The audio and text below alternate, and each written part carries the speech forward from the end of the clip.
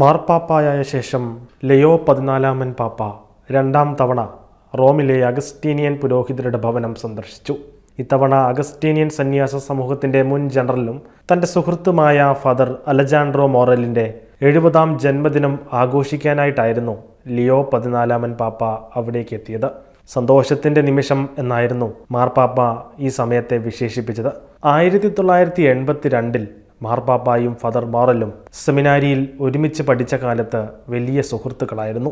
പഠനത്തിന് ശേഷം 1985-ൽ father Robert പ്രവോസ്റ്റിനെ പെറുവിലേക്കും അദ്ദേഹത്തിൻ്റെ സുഹൃത്തായ ഫാദർ മോറലിനെ സ്വന്തം നാടായ സ്പെയിനിലേക്കും അയക്കുകയായിരുന്നു. പിന്നീട് ബിഷപ്പായപ്പോഴും തുടർന്ന് അഗസ്റ്റീനിയൻ സന്യാസ സമൂഹത്തിൻ്റെ പ്രിയർ ജനറലായപ്പോഴും അദ്ദേഹം തൻ്റെ സുഹൃത്തായ ഫാദർ മോറലിനെ ഒപ്പം ചേർക്കുകയും അങ്ങനെ ഇരുവരും 12 വർഷം ഒരുമിച്ച് പ്രവർത്തിക്കുകയും ചെയ്തിരുന്നു. പിന്നീട് ബിഷപ്പ് പ്രവോസ്റ്റ് ചിക്കാഗോയിലേക്ക് മടങ്ങി. അങ്ങനെ ഫാദർ മോറൽ അഗസ്റ്റീനിയൻ സമൂഹത്തിൻ്റെ തലവനായി നിയോഗിക്കപ്പെട്ടു.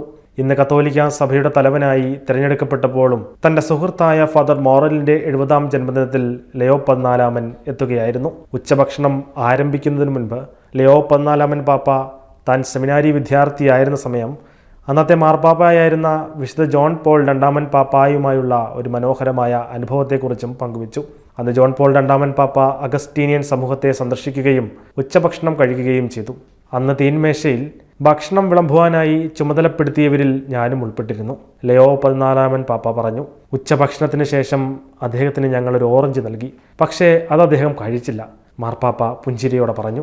ജോൺ പോൾ II പാപ്പ അവിടം വിട്ടപ്പോൾ ആ ഓറഞ്ച് മറ്റു വൈദികാർത്ഥികൾക്കൊപ്പം കഴിക്കുകയായിരുന്നു.